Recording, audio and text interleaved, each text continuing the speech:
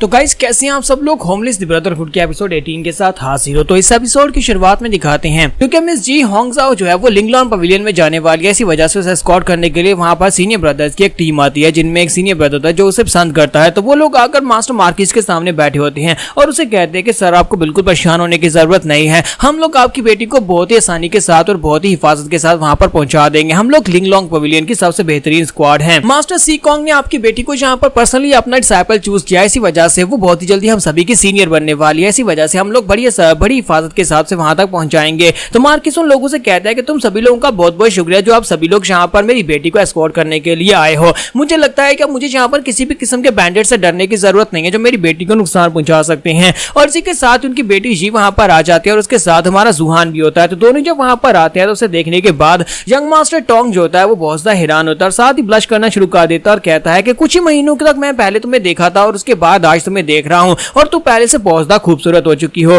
तो वो उसके सामने सर झुकाती है और उसे कहते हैं कि सीनियर ब्रदर टोंग प्लीज यहाँ पर इस तरह से तो मत कहो, आज के बाद से हम दोनों यहाँ पर ब्रदर एंड सिस्टर बनने वाले हैं क्योंकि मैं भी आपके साइड सेक्टर में जाने वाली हूँ। तो ब्रदर टोंग उसे कहता है कि यू आर वेलकम, हम लोग कल सुबह यहाँ पर से निकलने वाले हैं, इसलिए तुम जाओ जाकर अपनी सारी की सारी तैयारी कर लो। तुम यहाँ पर मिशन के बारे में कुछ सवाल पूछना चाहती हो तो वो पूछ सकती हो। तो वो कहती है हाँ क्यों नहीं, अगर जरूरत हुई तो मैं जरूर पूछूंगी। और इसी के साथ ही मार्किस उनसे कहता है कि तुम सभी लोगों का बहुत बहुत शुक्रिया, तुम सभी लोग टैलेंटेड लोग यहाँ पर मेरी बेटी को एस्कॉर्ट करने के लिए आए, लेकिन मैं यहाँ पर अपनी तरफ से भी एक टैलेंटेड लड़के को इसके साथ भेजना चाहता हूँ जो कि इसको एस्कॉर्ट करेगा और वहां पर लिंगलॉन्ग पवेलियन तक इसके साथ ही जाने वाला है। तो ये बात सुनने के बाद उन लड़कों में से एक लड़का कहता है तो मार्किस क्या आप यहाँ पर ये कहना चाहते हैं कि आपको हमारे पर भरोसा नहीं है, आप यहाँ पर लिंगलॉन्ग पवेलियन की तरफ से भेजी हुई स्क्वाड टीम के पर बिल्कुल भरोसा नहीं करते, जिसकी वजह से आप अपने एक वॉरियर को अपनी बेटी के साथ वहां पर भेजना चाहते हैं। तो ये बात सुनने के बाद सीनियर ब्रदर टोंग उसे कहता है कि लो इन बकवास बंद करो, तुम यहाँ पर मार्किस के साथ इस तरह से बात कैसे कर सकते हो। वो अंदर से सोच रहा होता है कि बहुत ही जल्दी मार्किस मेरा ससुर बनने वाला है और यहाँ पर इसके साथ इस तरह से बदतमीजी से बात नहीं कर सकता। और इसी के साथ ही यंग मास्टर टोंग जो होता है वहां पर मार्किस से माफी मांगता और कहता है कि अपने डिसाइपल की तरफ से मैं माफी चाहता हूं, इसने यहाँ पर आपके साथ काफी ज्यादा बदतमीजी से बात की।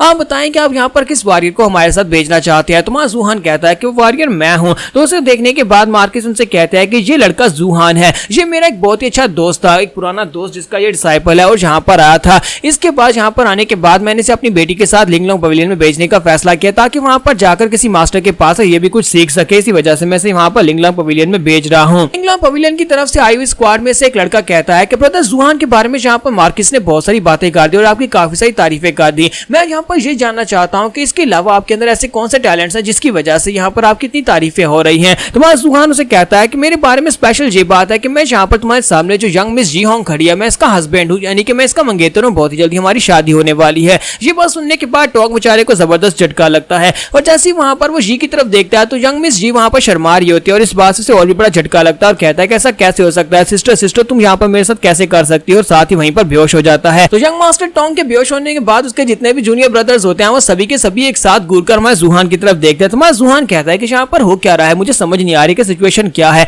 लगता नहीं है कि ये मेरी जर्नी पीसफुल रहने वाली है, ये सभी लोग तो मुझसे अभी से नफरत करने लगे हैं। और उसके बाद रात के वक्त का सीन दिखाते हैं, हमारा जुहान अपने बिस्तर के ऊपर लेट रहा होता है कि उसी वक्त उसके दरवाजे पर नॉक होती है। वो जाकर दरवाजा ओपन करता है तो मिस जी सामने खड़ी होती है। मिस जी होंगजाओ उसे कहती है कि मेरे साथ आओ, तुम्हें अपने एक दोस्त से मिलवाना चाहती हूँ। और इसी के साथ हमारा जुहान उसके पीछे पीछे चल पड़ता है। हालांकि रात काफी ज्यादा होती है तो वो उसे कहता है कि ये पता नहीं यहाँ पर कौन से दोस्त है मुझे मिलवाना चाहती है। तो वो उसके पीछे पीछे चल पड़ता है और वहां लोग वहां पर से एक टेंपल की तरफ आगे बढ़ते हैं। तुम्हारा जुहान कहता है कि पता नहीं ये मुझे कौन सी जगह के ऊपर लेकर जा रही है, आधी रात के वक्त ये मुझे इस तरह वीरान गलियों में क्यों लेकर जा रही है। और जैसे वो लोग वहां पर पहुंचते हैं तो एक वीरान घर के ऊपर लिखा होता है टियान्स मैंशन। तो हमारा जुहान कहता है कि ये क्या है, तो मुझे टियान मैंशन के एक पुराने घर में लेकर आई है, लेकिन ये यहाँ पर जगह के ऊपर क्यों आई होगी। और इसी के साथ वो दरवाजा खोलती है और उसे कहती है चलो जल्दी से अंदर आ जाओ क्योंकि कल सुबह हम लोग यहाँ पर चांगान सिटी को छोड़कर निकल जाएंगे लिंगलॉन्ग पवेलियन के लिए, लेकिन उससे पहले एक सीनियर तुमसे बात करना चाहते हैं, वो तुमसे मिलना चाहते हैं। तो वो जुहान अपने साथ लेकर अंदर आती है जहाँ पर अंदर एक और दरवाजा होता है। वो उसे कहते हैं कि इससे आगे तुम्हें अकेले जाना होगा, मैं इससे आगे नहीं जा सकती।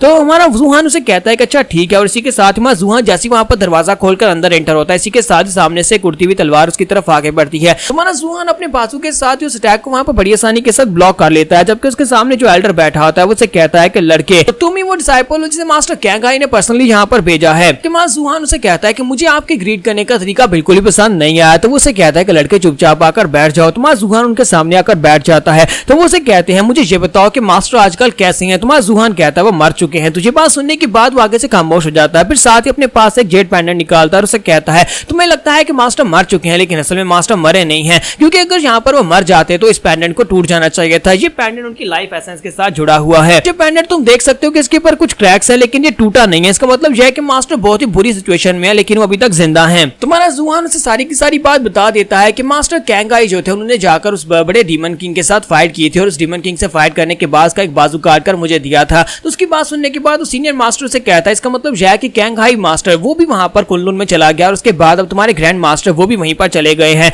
और मैं यहाँ पर अकेला रह गया हूँ, हालांकि वो दोनों मेरे दोस्त थे। जुहान कहता है क्या तुम यहाँ पर मुझे ये बात बताओगे कि तुमने मुझसे मिलने के लिए यहाँ पर क्यों बुलाया है? तो सीनियर उसे कहता है कि मैंने होंगजाओ से ये बात सुनी है कि तुमने कहा कि तुम ग्रैंड मास्टर के डिसाइपल हो। तो जुहान कहता है कि हाँ ये बात सच है कि मैं उसका डिसाइपल हूँ। तो मास्टर उसे कहता है कि तुम उसके डिसाइपल हो तो फिर बताओ कि तुम लिंगलांग पवेलियन में क्या करने के लिए जा रहे हो? क्या तुम वहां पर अपनी टूटी हुई मेडिकल्स को रिपेयर करने के लिए मेडिसिन और जड़ी बूटियां लेने के लिए जा रहे हो? तो जुहान इस बात से काफी हैरान होता है और कहता है कि तुम्हें इस बारे में कैसे पता चला? तो वो उसे कहता है कि तुम्हें ऐसा क्यों लगता है कि मुझे इस बारे में नहीं पता चलेगा? मुझे ये बताओ कि उसके बाद तुम क्या करने वाले हो? तो जुहान कहता है कि उसके बाद का मुझे नहीं पता कि मैं क्या करूंगा। तो इसी के साथ ही मास्टर उसे कहता है कि मैं तुम्हें 3 साल का टाइम देता हूँ। 3 साल के लिए मैं यहाँ पर रहूंगा, टियांस मैंशन को गार्ड करूंगा। 3 साल के बाद में वापस आना होगा। जैसे तैसे करके अपनी मेडियंस को रिपेयर करो, अपनी एनर्जी को दोबारा से गैदर करो, लेवल अप करने के बाद यहाँ पर वापस आ जाना। तो जुहान कहता है कि लेकिन मैं ऐसा कैसे करूंगा? तो वो उसे कहता है कि मुझे नहीं पता, लेकिन वापसी का रास्ता तुम्हारे लिए सिर्फ और सिर्फ यही है। मैं उम्मीद करता हूँ कि 3 साल के बाद तुम यहाँ पर मुझसे मिलने के लिए जरूर आओगे, चाहे तुम्हारा फैसला कुछ भी हो। तो उसके बाद जुहान वहां पर से बाहर निकल आता है। बाहर आने के बाद मास्टर का जेट पेंडेंट भी उसके पास ही होता है। तो वो कहता है कि इसका मतलब यह है कि मास्टर अभी तक मरे नहीं है।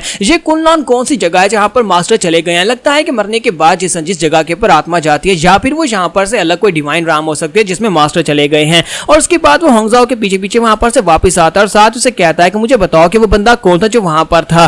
तो यंग मिस उसे बताती है कि जिस बंदे से अभी तुम मिलकर आए हो उसका नाम यान गुइलोंग है। तुम्हारा जुहान उसका नाम सुनने के बाद काफी ज्यादा हैरान होता है और कहता है कि ये तो बहुत ज्यादा फेमस इंसान है, जो नॉर्दर्न डेजर्ट ब्लेड किंग जिसे यान गुइलोंग कहते हैं। वो मास्टर कैंगाई लियू का दोस्त था। और उसके बाद नेक्स्ट सीन में सुबह के वक्त का दिखाया जाता है जब इनके स्क्वाड टीम जो होती है बिल्कुल रेडी होती है और सभी लड़के वहां पर सोच रहे होते हैं कि अब हम लोग यहाँ पर क्या करेंगे। सीनियर ब्रदर टोंग तो यहाँ पर मिस होंगजाओ को पसंद करते हैं, लेकिन अब हमारे साथ यहाँ पर कबाब में हड्डी भी है, हमें उस लड़के को भी यहाँ पर बर्दाश्त करना पड़ेगा। और ऊपर से वो इस कमजोर से लड़के के साथ अपनी बेटी की शादी कैसे कर सकते हैं? टोंग उन लोगों से कहता है कि अपनी बकवास बंद करो, तुम लोग यहाँ पर मेरे जख्मों पर नमक छिड़क रहे हो। लेकिन मुझे लगता है कि इस बार की ट्रिप उस लड़के के लिए बिल्कुल भी आसान नहीं होने वाली। उस लड़के को हमारे साथ आने दो, लेकिन रास्ते में हम लोग उसे सबक सिखाएंगे। और इसी के साथ ही दरवाजा खुलता है। मार्किस अपनी बेटी, वाइफ और साथ में जुहान वो चारों वहां पर से बाहर निकलते हैं। बाहर आने के बाद यंग मास्टर टोंग जो होता है देखकर लात टपका रहा होता है, जबकि इसी के साथ ही जुहान और उसकी बेटी जो होते हैं वो वहां पर मार्किस को गुड बाय बोलते हैं। और उसके बाद मिस जी जो होती है जाकर अपनी कार में बैठ जाती है। जैसे ही जुहान उसके साथ जाकर बैठने लगता है तो टोंग से रोक देता है और कहता है कि तुम्हें नहीं लगता कि तुम्हें जाकर लड़कों वाली कार में बैठना चाहिए?